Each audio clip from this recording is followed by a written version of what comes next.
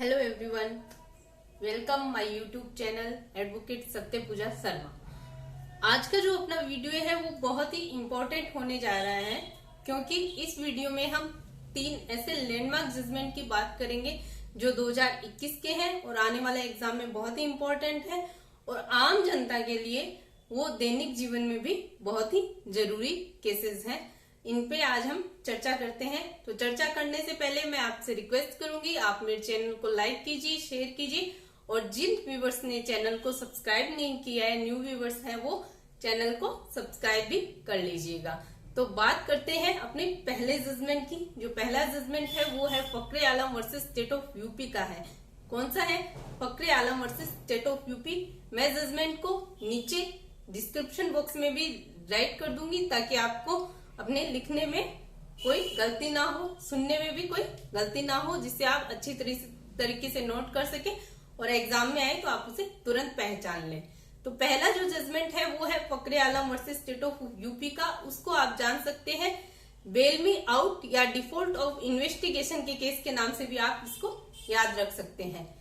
Article जो 21 है वो अपने को स्वतंत्रता का अधिकार देता है। किसकी? प्राण और दैहिक स्वतंत्रता का। तो हर व्यक्ति को क्या है, अपने प्राण और दैहिक स्वतंत्रता का पूरा अधिकार है। ये अपने संविधान के आर्टिकल 21 ने दिया। अब क्या होता है कि इन्वेस्टिगेशन है वो टाइम पे नहीं होता है। इन्वेस्टिगेशन का जो टाइम है वो कहाँ दिया गया है अपने आप को? सीआरपीसी की जो सेक्शन है 167 के सेकंड क्लोज में क्या है, अपने को दिया गया है उसका टाइम। अब इन्वेस्टिगेशन टाइम पे नहीं होता है तो क्या है, गिरफ्तार व्यक्ति को और अधिक जेल में रुकना पड़ता है, जिससे क्या है उसका आर्टिकल 21 का क्या है उल्लंघन होता है। इसके लिए सुप्रीम कोर्ट ने कहा कि जो इन्वेस्टिगेशन है वो टाइम पे होना चाहिए। अब पुलिस क्या करती है, कई बार पहले चार्जशीट फाइल करती है, फिर एक सप्लीमेंट्री चार्जशीट और फाइल करती है, जिसकी वजह से क्या है गिरफ्तार व्यक्ति को ज्यादा देर तक अवरुद्ध रहना पड़ता है। कहाँ पे? जेल में। अब क्या है, उसके लिए सुप्रीम कोर्ट ने कहा कि भाई आप एक ही चार्जशीट फाइल करो, सप्लीमेंट्री चार्जशीट का बहाना लेकर आप इन्वेस्टिगेशन के टाइम को बढ़ा नहीं सकते। इसलिए आप क्या है पहली चार्जशीट है वही फाइल करेंगे। सप्लीमेंट्री चार्जशीट का बहाना लेके आप क्या है इन्वेस्टिगेशन के टाइम को नहीं बढ़ा सकते। अगर इन्वेस्टिगेशन टाइम पे नहीं होता है तो गिरफ्तार व्यक्ति को क्या है बेल का राइट मिलता है। ये उसका अधिकार है कि वो क्या है जेल से बाहर हो और बेल ले। अब बात करते हैं अपने सेकंड जजमेंट की। जो सेकंड जजमेंट है वो है एनएन ग्लोबल मेरिसेंटली प्राइवेट लिमिटेड वर्सेस क्या है इंडो यूनिक फ्लेमिंग लिमिटेड। तो ये था अपना सेकंड केस।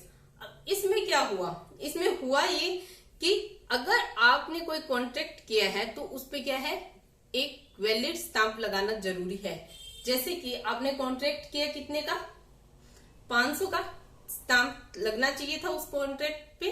आपने क्या किया? 50 रुपए का स्टाम्प लगाया, जिसकी वजह से वो क्या है कॉन्ट्रैक्ट इनवैलिड हो जाएगा।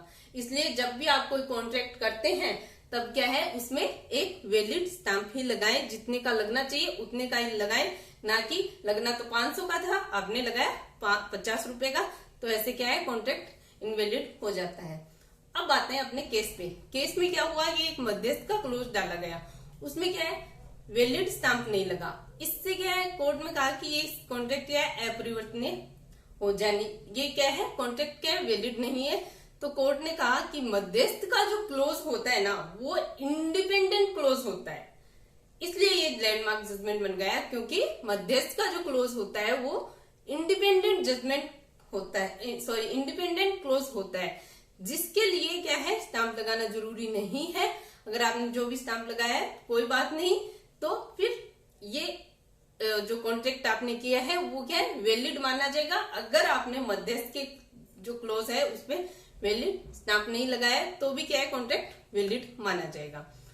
अब बात करते हैं तीसरा जो इम्पोर्टेंट केस है, वो ध्यान से सुनिएगा। ये है high court of Kerala versus Reshma and others का केस है। जो भी नए बच्चे तैयारी कर रहे हैं, किसकी? गवर्नमेंट जॉब की तैयारी कर रहे हैं, कोई भी गवर्नमेंट जॉब हो, उनके लिए बहुत इंपॉर्टेंट केस है। ध्यान से सुनिएगा इस केस को।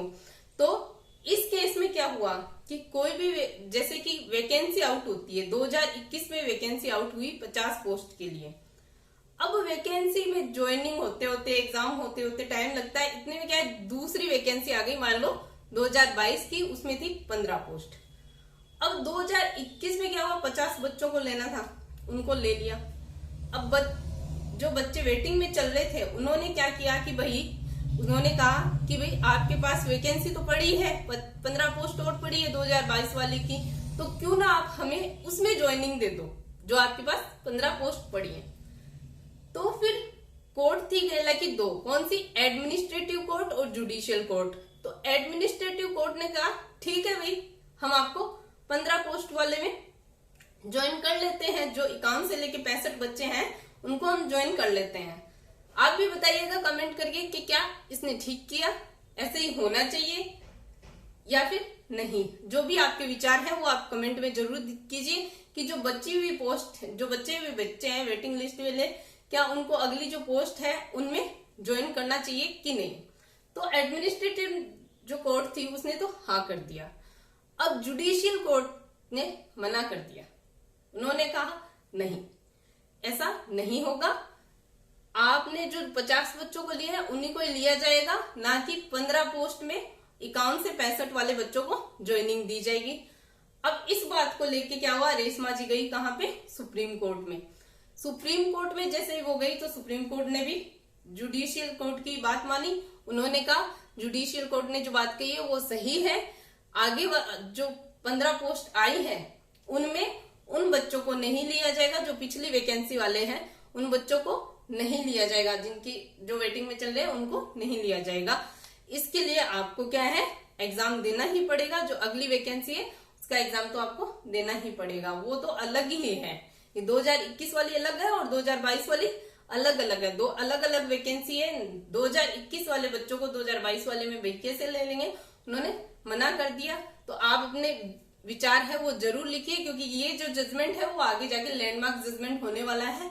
तो अपने विचार जरूर बताइएगा कि एडमिनिस्ट्रेटिव जो कोर्ट है उसने सही किया या नहीं, या फिर सुप्रीम कोर्ट ने सही कहा। अपने अपने विचार कमेंट बॉक्स में जरूर दीजिएगा। आज का वीडियो आपको कैसा लगा, लाइक कीजिएगा, शेयर कीजिएगा और सब्सक्राइब कीजिएगा, और अपने दोस्तों को जरूर भेजिएगा, जिनको जरूरत है उनको जरूर भेजिएगा, ताकि उनको भी है वो नए नए जो जजमेंट है, जो 2021 के नए केसेस हैं उनके बारे में पता चले और आपके एग्जाम में भी हेल्प हो सके। Thank you.